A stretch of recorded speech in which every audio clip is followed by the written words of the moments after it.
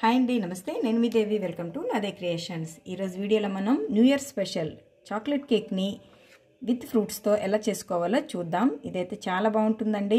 చాలా సింపుల్గా ఇంట్లో ఉండే ఇంగ్రీడియంట్స్ తోటి వీటిని మనం ప్రిపేర్ చేసుకోవచ్చు. దీనికి ఓవెన్ కానీ ఏమీ అవసరం లేదు. చాలా చక్కగా మనం ఒక బౌల్లో దీన్ని ప్రిపేర్ చేసేసుకోవచ్చు. ఎందరికీ ఇష్టపడేలాగా డ్రై ఫ్రూట్స్తో చాలా సింపుల్గా పిల్లలందరికీ నచ్చేలాగా చాక్లెట్ ఫ్లేవర్తో ఇది చాలా బాగుంటుంది. మీరు ఒకసారి దీన్ని ట్రై చేయండి. న్యూ ఇయర్ని చక్కగా సెలబ్రేట్ చేసుకోండి. మరెంతో టేస్టీగా సింపుల్గా ఈ చాక్లెట్ కేక్ని విత్ ఫ్రూట్స్తో ఎలా ప్రిపేర్ చేసుకోవాలో ఈరోజు మనం వీడియోలో చూసేద్దాం. కేక్ కోసం ఇలా ఒక మిక్సర్ జార్ తీసుకొని దాంట్లో 1/2 కప్పు వరకు పంచదార,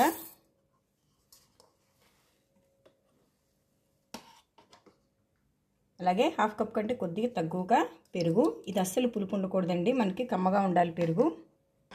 అలాగే ఒక 1/4 కప్పు వరకు ఫ్రెష్గా ఉండే బటర్ని వేసుకోండి. ఇది హోమ్ మేడ్ బటరు. మీరు కావాలంటే దీని బదులుగా ఆయిల్నైనా యూజ్ చేసుకోవచ్చు.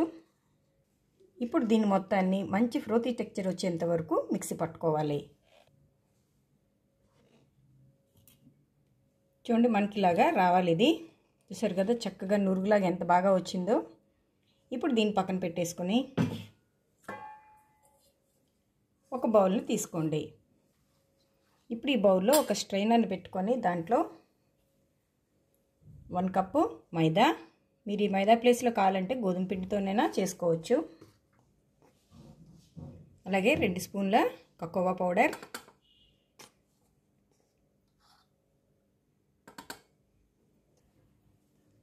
ఒక 1/2 స్పూన్ వరకు baking soda, 1 spoon baking powder, అలాగే ఒక పించ్ ఆఫ్ సాల్ట్ని వేసేసి మొత్తం దీన్ని జల్లించుకోవాలి. ఇప్పుడు ఈ గిన్నె మొత్తాన్ని ఇలా మొత్తం మిక్స్ చేసుకున్న తర్వాత దీంట్లో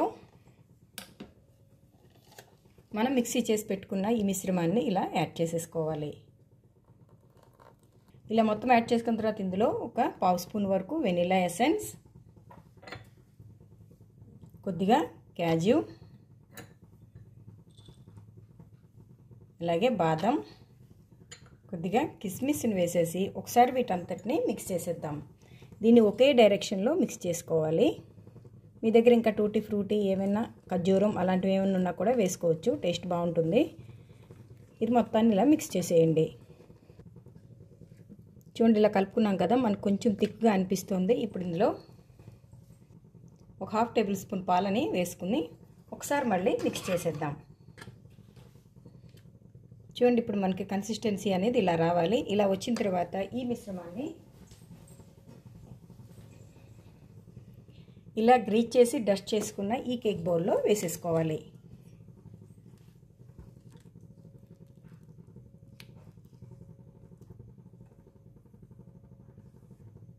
ఇలా యాడ్ చేసిన తర్వాత ఒకసారి దీన్ని ట్యాప్ చేయండి.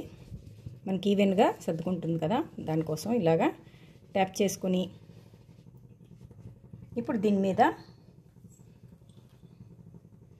కొద్దిగా బాదం, సన్నగా కట్ చేసుకున్న బాదం వేసుకుని, డ్రై ఫ్రూట్స్ ఎన్ని వేసుకుంటే ఈ కేకు అంత బాగుంటుంది. అలాగే క్యాజ్యూ,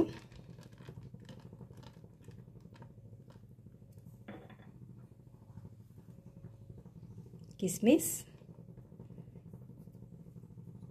అన్నిటినీ వేసేసి ఇప్పుడు ఈ బౌల్ని 10 మినిట్స్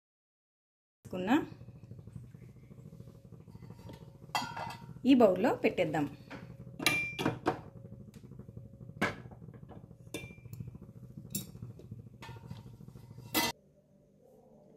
ఇలా మూత పెట్టేసిన తర్వాత 50 to 55 మినిట్స్ని లో ఫ్లేమ్లో మాత్రమే కేక్ని బేక్ చేసుకోవాలి. 55 మినిట్స్ అయింది కదా, ఒకసారి చూద్దాం. ఇప్పుడు ఒకసారి చెక్ చేద్దాం. చూడండి, మనకి నైఫ్ అనేది నీట్గా వచ్చింది, అంటే ఇది మనకి రెడీ అయిపోయినట్టు. ఇప్పుడు స్టవ్ ఆఫ్ చేసేసుకొని ఈ కేక్ బౌల్ని తీసేద్దాం.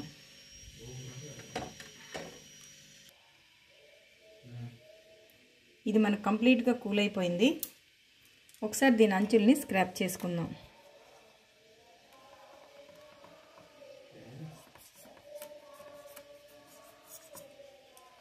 ఇలా స్క్రాప్ చేసుకున్న తర్వాత ఇలా పెట్టేసి ఒకసారి రివర్స్ చేసేసుకోవాలి.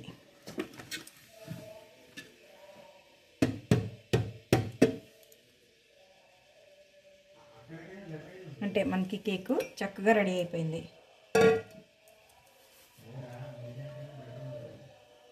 చూడండి ఎంత చక్కగా నీట్గా వచ్చింది కదా. ఇప్పుడు దీన్ని కట్ చేసుకుందాం.